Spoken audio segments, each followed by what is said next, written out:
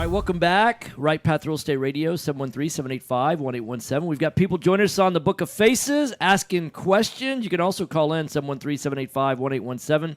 We did another quick change. Jerry Ta with Property Care. Morning. On the radio, propertycarehouston.com, 713-489-7653. So Richard on the Book of Faces asked, beginner question, after identifying a flip property, what's the next step? Secure financing, hard money lender, have Fast Track come out. What's the order of operations? Thanks. And I said, and I want to share it while we're live on the radio, because some people listen on terrestrial radio on AM 1110 or on iHeart or TuneIn, some of the other podcasts are on as well, but on Facebook. So really what we're saying is that you should already have a relationship with a hard money lender. Because that's really step one as you're going out, because you don't want to, sometimes deals move fast. Like we've got a deal right now. We got it under contract on Saturday. We've got to close by tomorrow. Yeah. And so sometimes you can't wait last minute because it's going to auction on Tuesday. Hey, since he said a beginner question, Yep. Mm-hmm. He says after you identify a flip property, I guess the first would be get it under contract. Absolutely. Yeah. First, just get it under contract.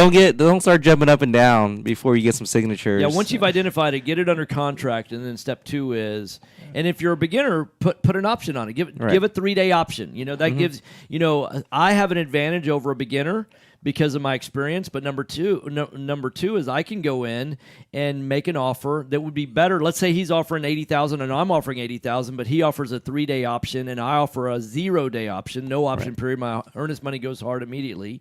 Then my offer's a little better. But you can offer 3 days, which is better than the typical 10 days.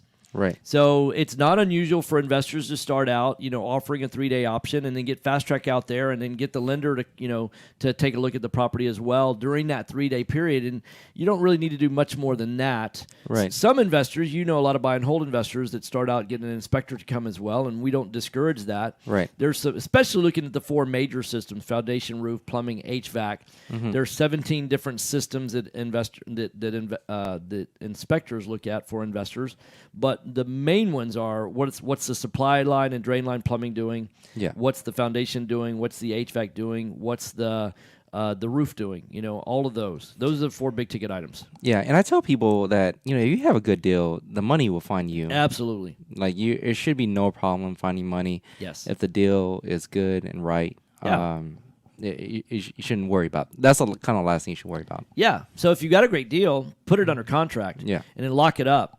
And then and then follow the process from there. So, right. So your property management. Mm-hmm. You've been managing properties for how long now? 5 years now. Okay. I actually got like an anniversary from our management software. Oh, good for you.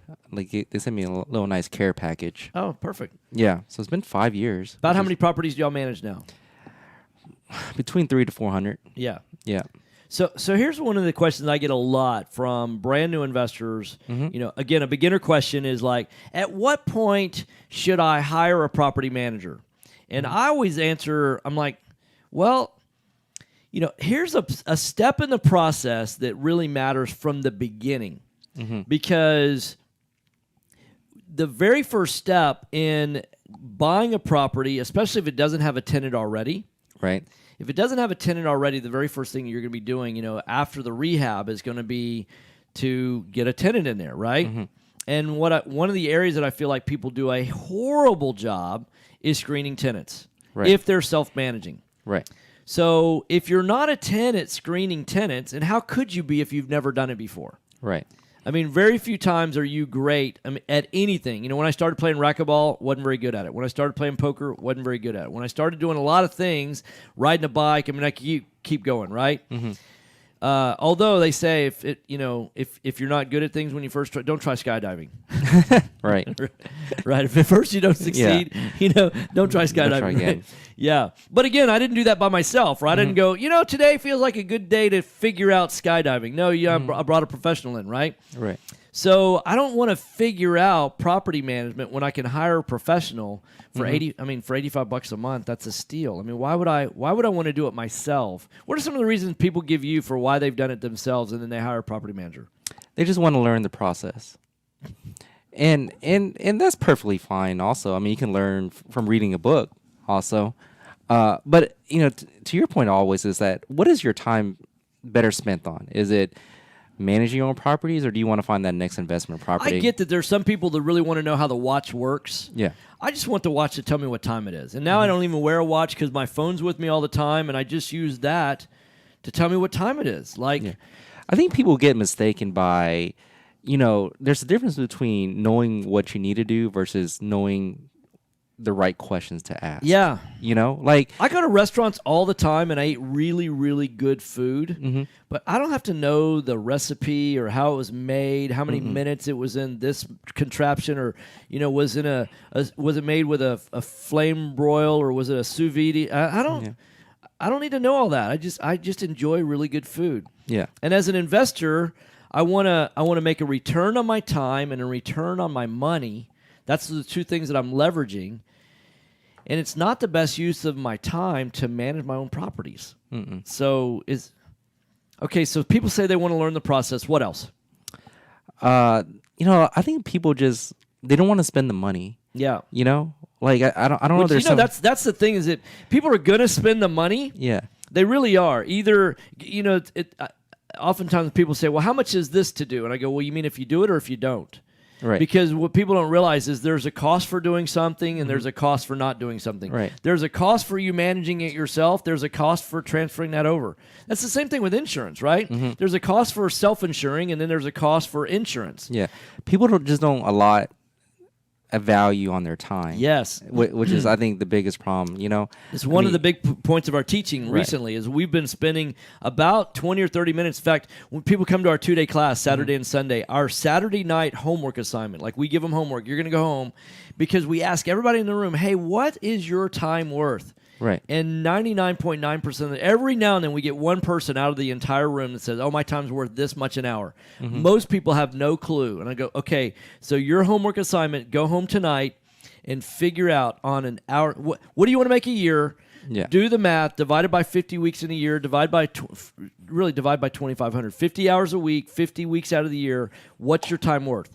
And then come back on Sunday morning. That's what they do. And then they're like, oh, my God, I didn't realize that my time is worth this much an hour. And until you know that, you can't make good decisions about where you spend your time. Right. And I know that seems so elementary. And people who are like late to meetings and stuff, they don't value other people's time. Right? Right. I mean, it goes along, and I get into these forums every once in a while, these landlord forums that I talk to, and we had this landlord that was just, she felt taken by handymans, and I'm like, there's really not a lot of money in handyman business. Like, in my example was like, for example, changing a toilet kit. The materials is like maybe $20. Yeah, maybe. Right. But it could cost between $200 to $300. Yeah, right. And I was I wouldn't do it for $200. Right. And I was like, probably $250. Yeah, right. And I'm okay with paying that, right? Because I understand what it takes. Because they got to drive to you. Yep. They got to go to Home Depot or what if they They don't normally. You would think that they would stock, have 8 or 10 on the van. That's what we would do, right?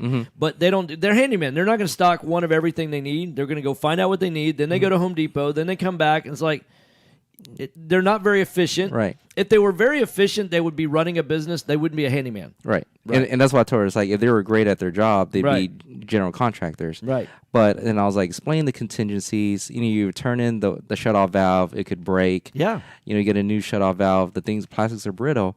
And she was just like, I just want to pay $20 the amount of time that it takes them to replace this, and that's it. And I'm like, well, you know what? I want to pay just $10 to go see a doctor. But there's an overhead cost to it. Right, exactly. Right. So back to my point is that people don't value their time. People don't value other people's time when they're late and stuff.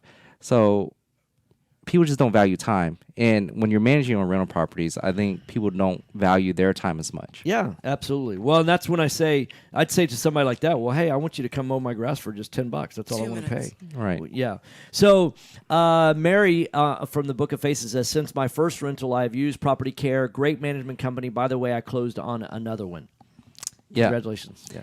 Yeah, we're helping her with another property right now. Yeah. And I think she's moving right along, getting more and more properties. It's easy to go from 1 to 2 to 3 to 4 to 5 to 6. There's unlimited scalability when you're not managing it yourself. When you're managing it yourself, you'll save a little bit of money in time. In dollars, but not in time. And again, when I look at how many hours does it take for me to make $85, it's less than one, right? I make more than $85 an hour. Right. And so then the question becomes, am I going to spend more than an hour a month managing my own properties? More than likely, yes. Yeah. I mean, one drive to any single property will kill an hour easily. Yes. Easily. What's funny about Maria there is that, I had the same situation with her as you did with me. Yeah. I kind of started working on a property before I got full approval. Yeah, sure. But I think it looks like she's happy now, so I think it worked out well. Yeah. Yeah. I'll never forget that phone call when I got it from my roofing crew, and they go, "Yeah, we did this," and I'm like, "No, that's not the house I told you to go do," and they're like, "Oops." And I called you. Mm-hmm. Yeah. So for the listeners that don't know the story, I when Jerry and I first were getting to know each other before you even had property care, right? I believe way before. Yeah, it was your own personal residence. You had one of your rental houses. It wasn't your personal. You had a rental house. It was an investment property that needed a roof, and you would ask me and another roofer to go out. And I was a couple of bucks, like $3 a square more expensive, or whatever it was. It wasn't. It was a little bit more. Yeah. And they had told you they could have it done by a particular date, right? And they didn't deliver on that. So although he was cheaper, he wasn't good at living up to his commitments. I made the mistake, and I told my crew to go out and give an estimate on the roof for Jerry's house and a roof on another house. And I said, hey, go do the other house. They did Jerry's house. So I'm calling up Jerry saying, hey, we mistakenly did your roof, and you really have me over a barrel. I'm going to ask for. Mercy really is all I can ask for. And he goes, yeah, man, just send me an invoice. I'll pay for it. And they did. I think you're new. You just started Fast Track. I think I was just one or two crews at the time. It wasn't 12 crews. And, to eat a roof at that stage of a business would have been significant. And I didn't have to do that. So Chris says, this just happened to me. Landscaping mix-up and was completed before I closing this afternoon. So it all worked out. But lesson learned. Yeah, perfect. All right, so it's propertycarehouston.com. That's propertycarehouston.com. 713-489-7653. We're out of time. Got to go to a break. Thanks for coming in, man. All right. Not a problem. Thank you. Yep.